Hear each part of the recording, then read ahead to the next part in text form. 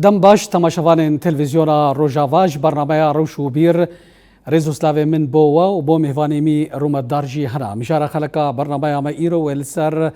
شورشا روجاوا برسداينا پیمانا لوزانيه وكي كوتي تزانين 24 مها ترمي سال 1923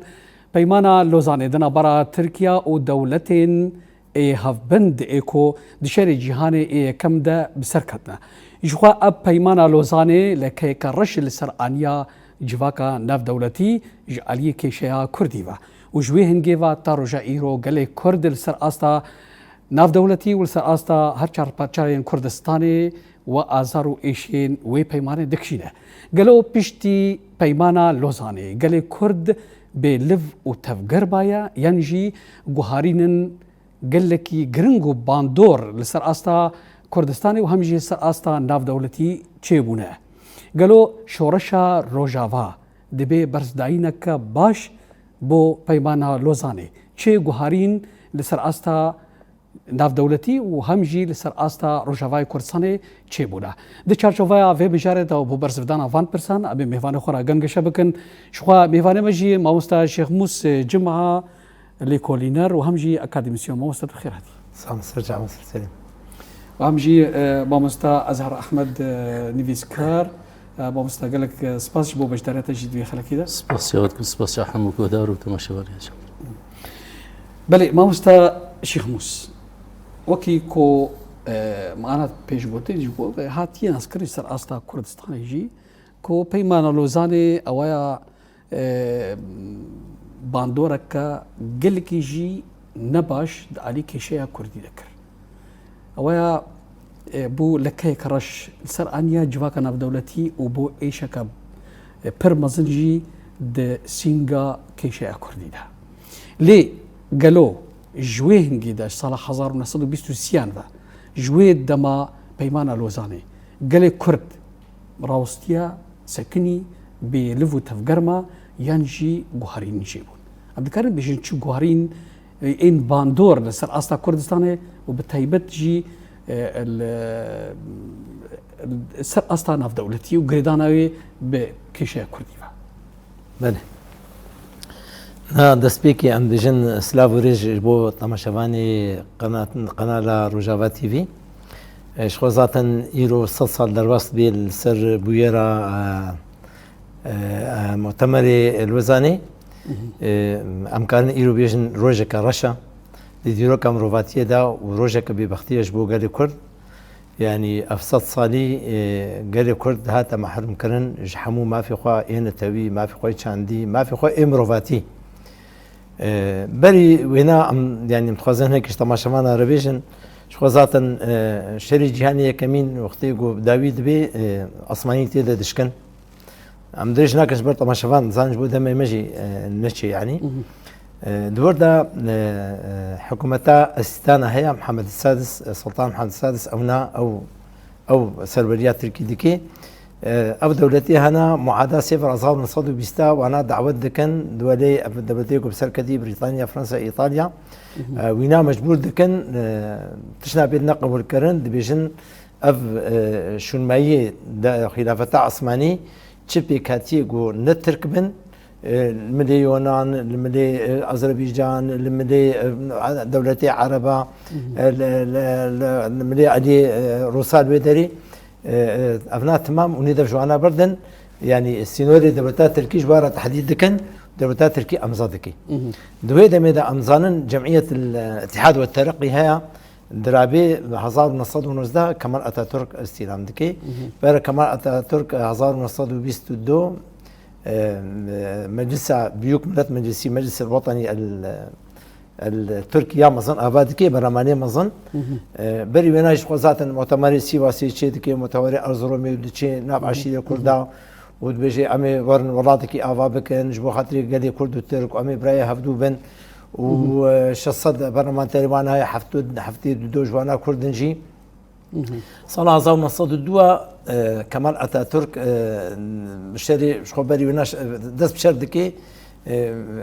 اسطنبولي رزقاردكي قالك عاد يخرج من السيونانيا درتخي يعني افسينوري دولتات تركيا حالي اونا حكمتها خسر معنا دكي أصمت إني نهاية يعني رئيس البرلمان الوداري أصمت باشا جيرد بجيد بكا مجفينة كيشي بكن كابي التبكية كردات شيها جبو موابشين لوزاني أم قيمة خب سفر ينائن سفر ما في الكابرية دعوة مؤتمرة جديد كي أم يهرن جمن التوي أف دولتي حلفاء يقوم ما بيمانية بيمان بار أم زكريا سلطان محمد السادس أم قبول لكن درابي كردات يعني برلمان درونيني دبيجي وانا دبي كا نريني وشيا برلمانتر كان نبي حسين عوني باشايا دبيجي دبي ام برلمان اي كردا اي تركيا وام يكن و تجاري ام جدابوني ناخوازن وولات جبو مايا وبرلمان جبو مايا درابي وقتي الوزان تشي دبي 24 مها حفتا 1923 عصمت باشا دتشي و زلفي دشي ودري ودنجي حسن خيري سجين تومار دكن حسن خيري بيجي الودري دبي ام براي هافن تفرق جداتي نبرا كردا وتركاده تنا واشتر بيشم اولات ايما تماما يا شوا ما خالق كبير كر صفر تشت بيجي بعد 62 63 64 62 صفر بيجي دبي ما في اوتونومي جبو كردي الباكور ايد من حكومتها دبرتات تركاده يا 66 بيجي اكر بيشتي صالكي افكر دي فيدري بيجن بخواسن اخوا تصرف ممكن دولتك خو افاب كان خوش بند سيتر كادر بخن ما في وانا امددنا وانا يا سيا بارتي كردستاني اي دي جي عينا قال كرد وكفي بارتي مثلا اي باكور او جي ما في واي او جي دعوه ما في خو بكن لوزان تشدكن لوزان دچن بندي تشلو حفتا يشلو حشتا سو حفتا سو حشتا تشلو چارا السو حفتا ده وقتي قدنجي حسن خيري قدار دكن الودري المؤتمر ده السو حفتا بيجند ب تركيا ده ازادي جبو حموم لطايا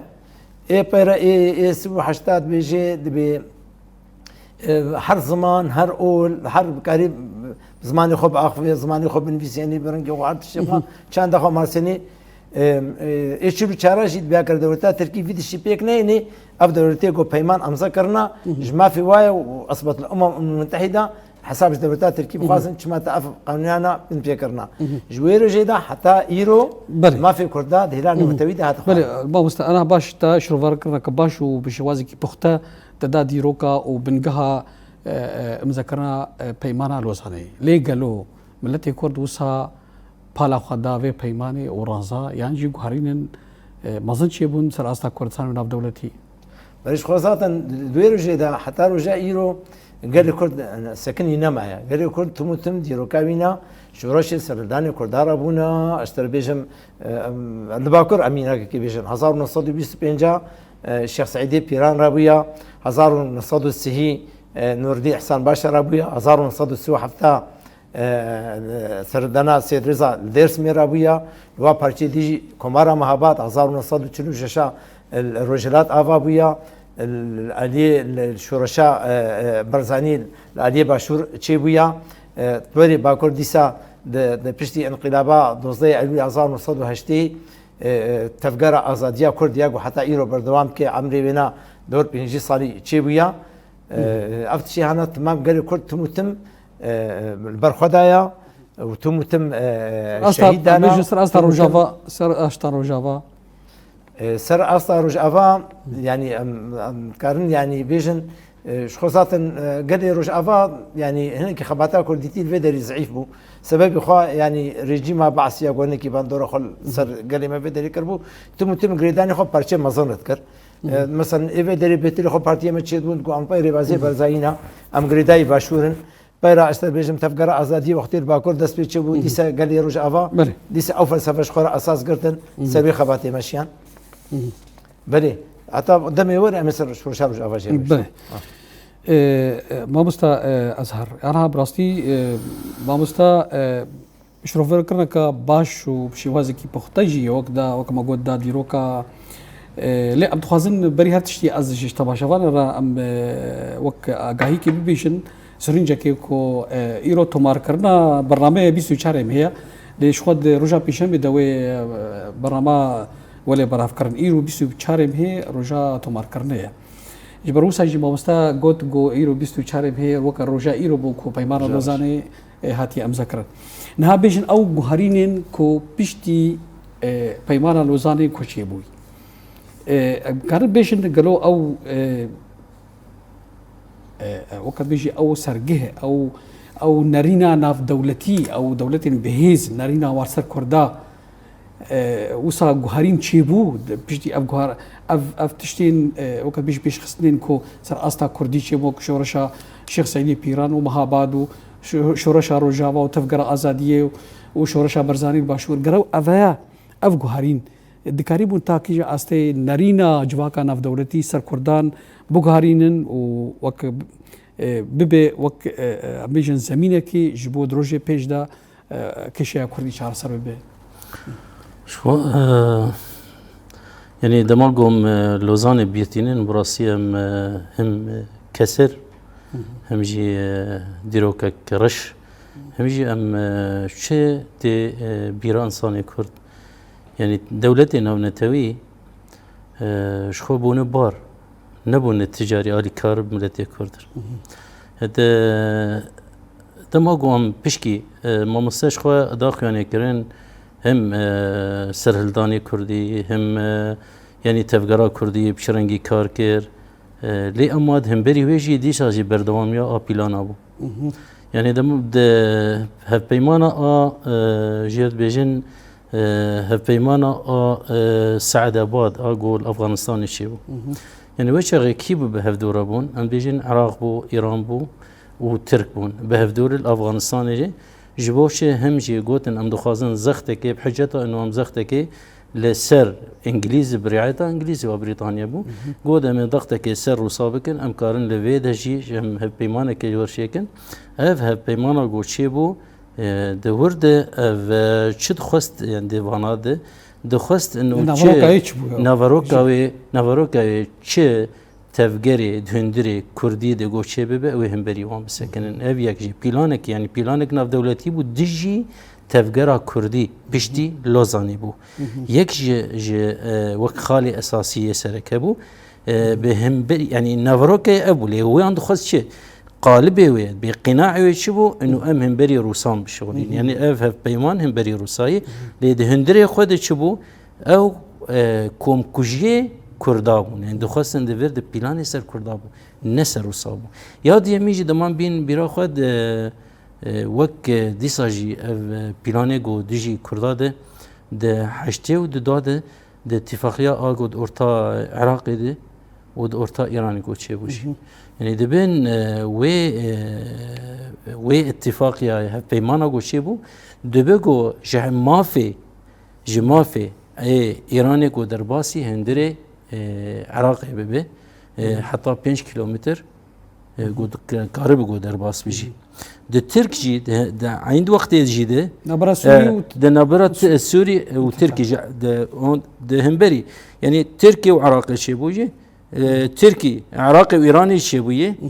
وتركي وايراني شيبويه قارن درباسن 5 كيلومتر اما ناف 5 كيلومتر تالين ده هات ناس كلمه مثلا بيجن اتفاقيه ادنا ياغو سوري دبي تاليده بيجن دنود وششاد قوات هم ذاكرين اوجي يعني بلانك بو دمدجن سر برسفاته مساله دولتنا منتوي قالوا تشكرن يعني هم بري تكوشينا ملتي كرد تفقرا كردي او بيمان الجزائري بخجي اكو بسر برشتيا هوار ابو مدين او بخجي براسيش خو ابجي ماند اف قشتي متخصص بيجن يعني دولتي نامنتوي دولتي جراندور ي هجموني يجو اساس كو برجواندي وان دهرمي دهبون برچبونا سر اساسي بلان سازيا جو مايندانا خود ور ببينن و كرد جي دسبيك ده كرد يعني او تفكي ماسيه تفكي كماسيه جو كتن شورشي اي سرهلان و شورشي غورابون اي كردا لي اما تايبت منديه كردي هبو نقبلوبونك يتن جوهرتني هبو وسرهلدان هبون يعني بهشمنديا وك كولاكي جيان بك تنبو يعني دبي ام بوجدان نزيك ببن كماسي هبون او ريخستين تنبو كسي جوفان شورشا بريفا بيبت تنبو بيشتجري تنبو نعم توي دولتي تشخو مسألة دولتي أبيه هجوموني دولتي إيه جراندور أو برجماندي وان تجاري برجماندي وان بكيربو بوان دولتي داغر كيربو دخستن دوي شاغيد يعني راسبونا لوزاني جنبينن ما بس تاوي أرمانجا لوزاني تشبو يك مسألة برجبون بو عاد دا كولتيا إنساني كرد بو لهر شار آلي كردستاني بردواميا قصرا شيرين بو يعني بلان سازيك جد برجا بكشار برجا وهم جي دي شار برجا جدي هدي دهندري برجا دي وي حتى يعني بيتشوسين ما في بيتشوسين ويبكى ويج الكولتوري وي ج تشانداوي ج ما في أساسية سركة ج هرتشتي جو ما فكي رواية جوان كساره ج كرداره جو نمينه بلان سازي بردوام تبي وقتها ما مستم ج سرتما لوزان تا دمك ديزيك جي عبد الكريم بيجن نارينا جواكا نف دولتي او دولتين بهيز وباندور د سیاست جهانی ده نارينا واسر كشای کردی نه هاتیه گفت بردواميه و متخصص از وی تمام بکن بردواميه گریدانا و شورش روجاوای کردستانی كينجي يعني وك اثباتك جهر كسي جو بخواز راستيا لوزان فهم بك اتفاقيه اضنا يك جو بكن اضنا دو جو بردواميه لوزان بكن ج ترك درباسي هندري روجاوي كردستان 5 كيلومتر حتى 6 كيلومتر 5 كيلومتر دخوازه دبيجي ما فكي روايه وجو درباسي كردستان درباسي عراقي بو اناجي حتى 105 كيلومتر دخوازه انا جو درباس بفيدجي دبن فيزي دبن في اتفاقيه بيمانه جوشي بويه جو دخوازه وقت ما فكي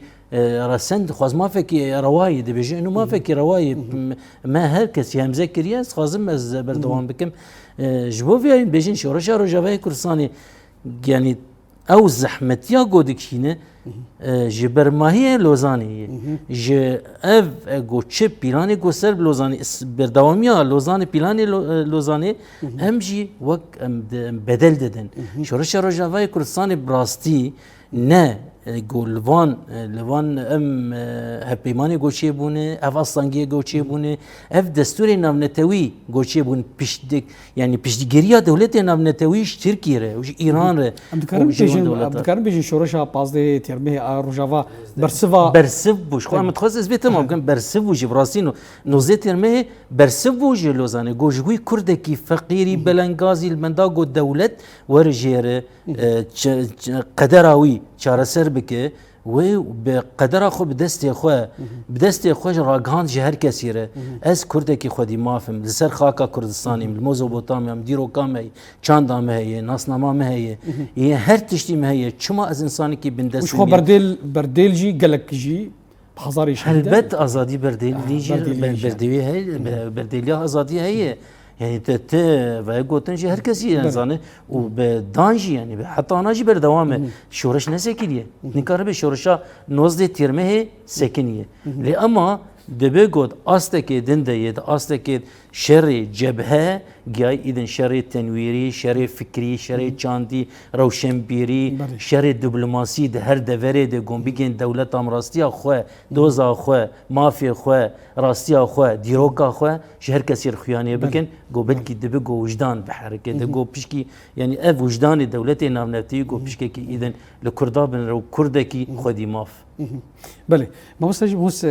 تجيب مرة قالوا بيجن شورشا نوزده تيرمه شورشا روجاوا برس داينك باش مزن بو جبو بيمانا لوزاني تمام وقالوا تاكيجا استي رادي بيجن شورشا لوزان شورشا روجاوا دكاريبو نارينا جواكا نف دولتي سركيشا كردي بوخاري بري بينا استخدم خالك يز ولو كرت اسبين مثل زمان نها وقتی گو لوزان هات ام ذکرن دیسا کرده قبول نکر يعني جمعية برات بيشبرتشون يا كردها بو يا خويبونها بو الودري بريطانيا انجليز نوئيل شان جمعنا شان جم مير جردات بدر خان كاميران بدر خان ارتجا خو عازر كبون الجيابون شون جوار قوتن نهات شري نكن نصالحي كردايا باتر كاسوز دانا ام ذكرنا الوزاني قوتنا وما في وبدنا اما نسر شورشان وزدي ترمي ناس قاسم في دري دستوري بدم اصلا كي فكم سر شورشان نها ما بحث كر يعني ما قلت دي ركا كرداش بشتي لوزاني حتى دما إيرو ورقاسي سردان كردار رابونا اما مرود كاري نابي وبكي عصيان بكي سردان بعربي بتمرد اما مخابن يعني قصير عفوا كان رابرين مرون كاري بيج شورش جبر قلنا كلينين هيا تشد بيجي دبي تشا رخصنا كشورش قري هبي لازم تبريك بيج شورش قري هبي راس سردان كردار رابون حمو بارتي كردستاني دا اشترى بيجم اما چما عم نابجن شورش بر نابي شورش دوزياوي شورش قري تنبو دوزياوي تنبو باراديغما ويتنبو استراتيجيا ويتنبو اشترى بيجم يعني هيزا ويتنبو يعني خوجايبو بركي هاري جرنجو بيش جريجر تنبو غادي بيجي يعني باش قريا يا هاري ما ظن شوراش كشيان مراتي وقتي يقول بسرت كافي وقتي يقول قالي وي والله باش قريا شوراش يتكي صدي صوت باش شوراشات بسرت كافي وقتي قالي تهفدو قلتي بجباري ادر باش يدسي خدنا تا وقتي قالي تا بارشكري بي كاس قدسي خنا ديتا جبر فينا يعني وقتي يقول فيدري السوري ابو بهار عربه ابو بارات شي انا قلت شيبون تفقرا ازادي هيا بري يقول فيدري افتشي هنا شيبن دازار ويازدا هذا دا جازار نصد وحفتي وفردا تفقر ازاديه الباكوري كردستاني وباندورا خو الحمو بارشي كردستاني وها كردك الجاني تبعي برجي باندورا خربانا كريا جبو فينا اما ام حاضر بون يعني جبو تشكيبونا مرتين ما رخصتن كريبو مرتين ما اماده بو وقتي وقفت شي انا قلت شي بون قلت نافي واشورشن ما قلت نافي ونشورش جبر يعني تشي قوتشيبو نشورش متخاصم بس انا نرخدنا شورش كردي وانا مجرى مايل تمام انا بيجي سر شورش روجافا قالوا شورش روجافا ام دكار بيجن غهرين باش استا كردستاني جي بس استا ناف دولتي تشيبو تشيكرنا تمام تاك جارادي امرو دكارين وي سياستها وي غهرينا بنرخينه تمام شخوا استبني ما مستدبم عن برسوا يعني برسوا لو زاني شورشا نزدي تيرمية شخوا بري سير رجع شار رجع اوجي بير عينا نزدي تيرمية يهزد صار سر شورشا نزدي تيرمية درباست من اموجي امبيروست كان لقالي خو تفاي ايرو قال ما بهنا ازاديه كريا يعني شورشك حمو نافي شورشي باندورا خوا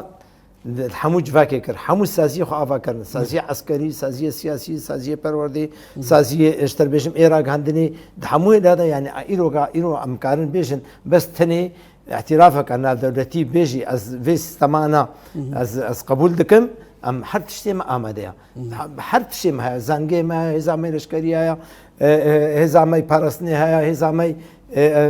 يعني هندرين هيا سازي مانا زانگي مانا راگاندنا ما هر تشتي ما ايرو ما غيري ويناجي يعني تشاوا امكارن بيشن صلاه 1917 شورشا اكتوبري وقتي بو وكا تشراكي وكا شعلكي شبو حموش ورشيش بو قالي بندس ايجي يعني ايرو مرود كاري بيش شورشا روج افاجي بويا جروسك بويا مسكيني بويا روني شبو حمو قالي بندس ايجي يعني واسباجي كريا ايرو روج افادا تشاوا تدريبونا حمو بيكاتي منطقي تدريبونا قالك كاسين نابنا تبي شورشي بيك انينا جيانا هفبش چاندا يا جيانا هفبش خاصي سري قلادا وحمو بيكاتي تيدا تبيبونا خوش دكن وروش بروش غافات افيشي بيست كافي وهفالبن ديوينا تشيدبن حتى هيزي نابنا تبي شو بله كم هر جمهور مساعده هبه يعني جبوبي خالي از دخوازم تشكي بيجم شو استبلي ما مستدبم مسر يعني ابن الخاندن اما تشنيدن وخاص زياده بكم يعني براسي مامستا خالك جرينج فكر شورشا روجافاي كردستاني بتايبت تايبت منديه وي جو خاصينور كي طنگ دي خانهشت يعني هري ياغو سدما اساسي جو سركفتن وهمجي اف باراستنا دسكفتيه شورشا روجاوي كردستاني به يا اساسي جو سينور كي تنگ نما يعني دسبيكا شورشي وسا بيجي خوازم في زلال بكم دبي جو انا دسبيكا شورشي يعني متف دادگو دبي جو حسي كي كردي الجم هي وقو الجم هر كردكي هي گو دبیجن دسپیکی از هرمی کردی تنی به پاریزم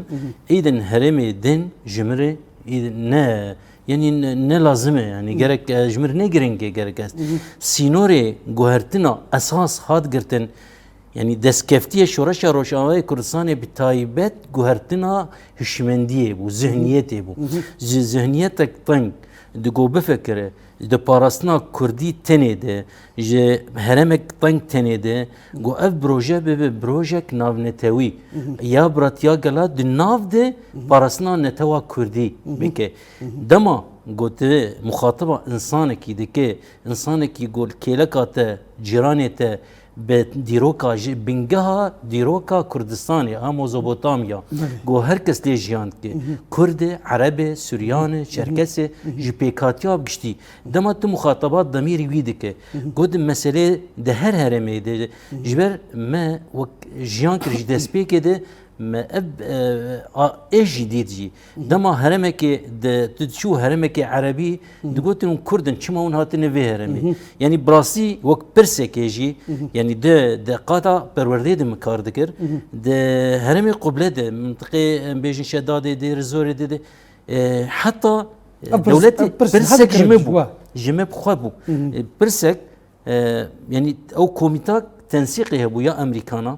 دقول شما كرد شما ونهاتن الفر منهاج خو ماتريال خو ونهاتن الايدن الشداده لهرمي عربي شو المنطقه الهرم خو تاني ببينه ما برسبا ما تشبو برسبا ما ام باراستنا فكري ام دجي فكري راديكال ام نتوا ديمقراط سر اساس كي براتيا قال جانك باش بهركز يجبو باراستنا وي امريكاي يجبو كرد يجبو عربي يجبو سريان يجبو دولتي نادمتي تبدا امكار دكن ام نجبو كردات تاني كار دكن اف بو اساسي بنجي ببور انا جرجي اف برساها نتنيش عربت هات كر تاج ناف كردا بخوجي دقوتن كو چی ایشما چی کارما و بحریم عربی ہے براسي ما ايشك شان دبده بالاسقاطه پرورده دبوم يعني بدسبيك سازي زماني كردي مينا يعني دسكفتيه كيش دسكفتيه شورس ماتريالي جو افابون سر اساس شرفي كمين حتى زانينجه ايد النهر كسكاربك يعني ده زمينه كي ده 11 ساله ده تكارب حتى زانينجه ده براسي اف شورش بخوي شورش هشمنديه بله ما مست انا افشي وازي كو انا تقول شيء برود كاري جواب هذا جريدد علي انجامين پیمان روزانه ده او شورش هارو شافا سرویشی واسه ام بهتر يعني ده پیمان لوزانه دي يكجي چوساندنا زمان بو بشافتنا زمان بله بشافتنا كونتور بشافتنا فلكلور بشاندنا چانداته دما گو چاند زمان گو چم پیکاتیتنه به ایدی سریتنه يعني جوتنه بله جوی براسي شورش روجاوي كردستاني بو بنگاه اساسي گرت شورشك چاندي به شورشك جمله چاندي د استا دسكفتيش لشكري دبي گو دسكفتي چاندي هبن يعني هر هرمكي گو رزگار دبو مچود بستان اوا مد هندر دبستان ده ماتريال خداتا انت توتا گوتنت ايدن لشكري تنت ايدن قاده كي رزگار دك مسئله سرگل انيان كارو خباتا كرن اني وقت بيجي شر ولشكري وانيا پروردهيه ده هندري وي ده خوستش كي زلال بكم جبر بردواميه الوزاني بو دجبريا في شورشي يعني كلمه جو هم بردرد كتن هم الهندر هم جدرفه راغاندنا هندر راغاندا جدرفه راغاندنا ريجيمي راغاندا دولت النامنتوي وك داغركركي وك انساني كرد ديد وك داغركركي خاكا خوره يا خاكا كردستاني يا مزوبوتاميا يا هرميه فدورد زحمتي دهات كشاند براسي زحمتي دهات كشاند دولت النامنتوي بخوجي وانجي ندخس إذن بردواميا لوزانية دبي قلت إذن وك لشكرك خد ديتن لوك إنسانك خدي بروجة خدي مشروع تتخوازي إذن هرمي ريزقار بك تشمندي هرمي بقهره إذن زحمتي ده هبو راسين بيجن تبي ساعتا هر كسي خوشه دولتنا منتوي كسي جو أليكار جو مايندانا شورشا روجاوي كردستان ده جو هنا جي دسكفتي هم بارسناوي هم جي دشرة دجي ترولي ام سباسيون دكن لذا عين وقت جي كلام هبو بردواميا لوزاني بو بله ما مستش مستعد تخوازي تيجي سر ما مستعد زيادة بك از سجبو شورشا روج افاس تخوز بله كلام نا جبو شورشا روج افاس خوام زاني وقتي جو احداث الفيدري السوري دس بيكر يعني قال لي ما السوري رابون السوري ده شورش بوك موديلي تشيكي دركتا جالي شرعي قميصي خوش وكر وقلت ام تخازن ريجيم هن وشي وري داخستن نبي خكر شورشجار اما شور كزي شورشجار نفيرنجي يعني ما قلت شيء ما قلت ام خطا السياره ام نب ريجيميرا وام نب فاكسي ونافي خكرنا اوبوزيسيون معارضه جبال هشمنديه هل دوكايكا افجي شو المايه بحثن شو افجي تمثيلها بحثكي شورش نا جوهرتني ت زلامي كرسي تبغاري وقت ما مستعد خكرن شورشاش منديه ابيك ياد دوا شورشاروش افا يك السري سركفتنا بينا شيا ازاديا جنا تبيبونا جن حموسا زياره ارتي افا كرنا يبش يكينين بارسنا جن بله اج ما مستخره بيجم ايرو بينا شاوكر برسي دنيا تبع مطمئمه شنو جنا بله انا تخوازن فينا في برخدانا يبجي و بو سيمبولا الهانجيا جنا جيهان ادي برخدان انا اوان مروف دكاري جريدي بيمانا لوزاني را شخوا منا فرنسا يك جواد دولتي كو لسر بيمانا لوزاني امذكر لي تبحثا يبهجيكر كوا بيشوازيا يبهجيكر د قصر شانزليزيه لزيدا افايا تشي واضحه نا جبو فينا لوزاني نجو يعني قال لي كرتني بما فكر قال لي رسان ايفي خاكي قال لك يعني تنكرن يا دي قصر اليزي وقتي قوتين شخوا اليزي يك شو انا ايجو لوزان مذكريه شركه اساسيه بنجين دوردا وقتی ماوالا نسرین عبدالله استقبال کردن و داری بچکی عسکری بچکی پشی افشاو چی بود؟ قربش اوهش من دیا پیمان لوزانی هاتی گوهرتن ما مستعد يعني نها ايرو كردي ايرو مجبور كرن جو جيهان تمام نرينا خسر تبغاري خو اثبات كرن يعني ليه بتهيب فرنسا ايرو فرنسا بكيبو ايرو كردي ازاد هيا ايرو تا كردي ازاد شي كريا ايرو كردي برخودير هيا ايرو كردي ولات باريس هيا ايرو كردي سياسي هيا ايرو كردي جو حد شي فين كي شبدو درت خي هيا ايرو كرد نما كردي بريا شبو فينا ايرو الدنيا عالم تا كرد اجبار كان لكوباني از مثالي كي بيشم يعني تمام البند يبون كاي كوباني تكشي تكناشي وقتي ديتن جو كوباني تكناشو صدو سو شش رجا قال كوباني برخودان كري حتى نوكا يزيد حالف هاتيا مع العلم رجيما عراقي رجيما سوري ساعتها خل بر داعش ما قلت لهم ترفيان باستان كوباني او باشاركي بتشوشك صد سي اليا كوباني وجالي ديفا ترك حرش على اليا دجمن صد سو شش رجال بر خدايا طيب بيرا نوكا مداخله كرنا قهرماتيا كردا كتش خورتي كردينا نوكا هاتنا دستك دانا قلنا امريكا دي بركن جو ام بيتروليتيك من ياكو خطري سر جهاني تبعيد بله أمير جمع مستا أزار رزار تتخص كالو والله متخص از هم شخوات تبلي نرينا دبم وهم جي زيدابونك جاية نتني راسه يا أساسي ملتي كرد بسكن أخوة بريخستن أخوة ببروج أخوة سياسي ياقو هركس تبلي بويه أساس بو هم جي بردوامية روحي ام بيجن برخدانية زندانة جي بنجهك هبو براسي ميراثك هبو ميراث الشهيد ميراث بون هم فكر ميراث بو هم ديروك ميراث بو هم تجربة ميراث بو هم جي وق يعني برا دينداري كسي جوهاتن جباكور كردستاني جو إيدين هاتن هندري رجاوي كردستاني ده خينا خرجاندن همجي پروردجي همجي هشمندي همجي قوارتنا ذهنيتي همجي بون إيدين أوجي براسي بون جمرة هيزك جمرة شيبو يا دي يمين يا أساس ما تشتي دين ما تخص برا دفد واقعي بن يعني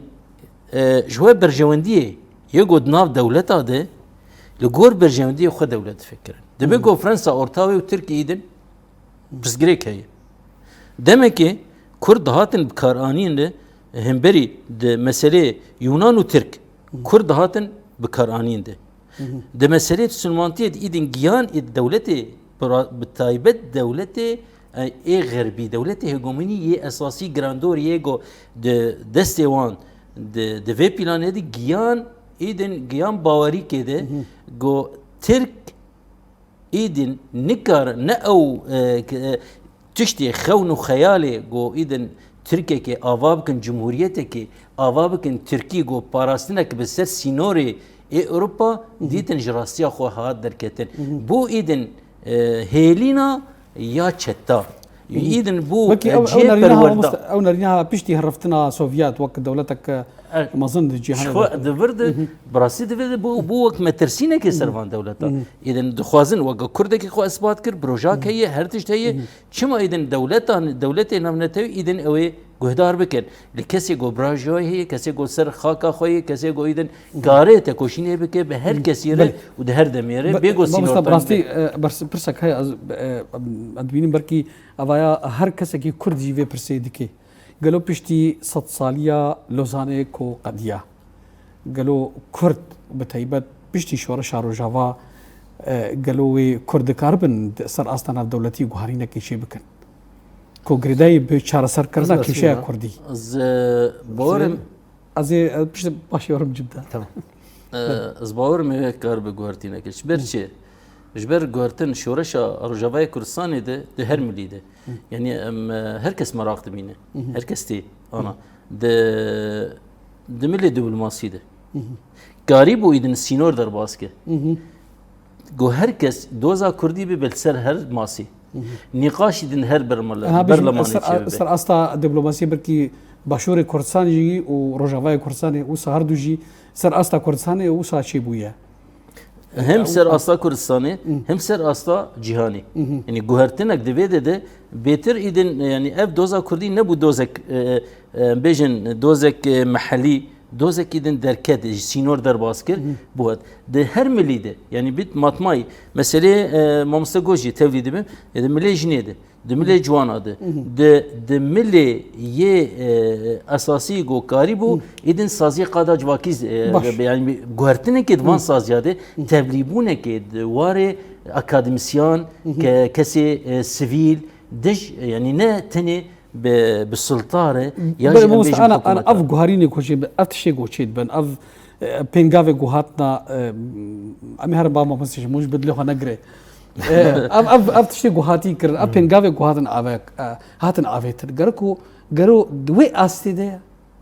تمام يعني كي ما يها لوازيتي ده هي نعم مستا تيجي دفيج بوكو أف بينجا بيتر خرطو بهذا زاني نعم يعني نبيج نعم قال كرد كما سيما قالك بس تم نجنا ما قالك كجبين بي يعني كجبيني أمدي بنارن نا يرو الباشور فيدرالية كيا معترفة بيت برلمانية عراقدة عالمية معترفة فنجامك قافك باشا قال كرد أفيتيا لروج أفال في دليل بريا خسار أمرنا في جزء صال شبون دسبيك سيك عن توني مبون جزيرة بو فرات بو عفرين بو اشتري بيشم أنا كا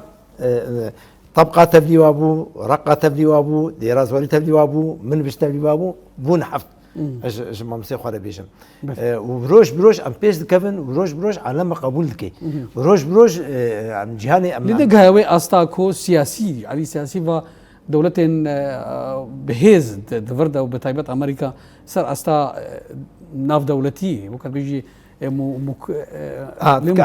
كان في زاني بشبع ام قريدن افنا يعني مثلا ها جبوم مستي كرد شو هناك كما سيما كردايا ام بحسب هنا بكن انا كان نها مزينا صدماي تشي قالوا نها صدماي اشتري بيشم مثلا ها بين شو بارتي إيرف بريا خسر بله. بينك وأنا كسي شخصي يعني هولدان دا أمريكا دوانا صار مصر يرونيني وفي مانك شيء كانوا يجي خوش شيء بكن مخابن دسي أفدو نكرت نجفدو بلابون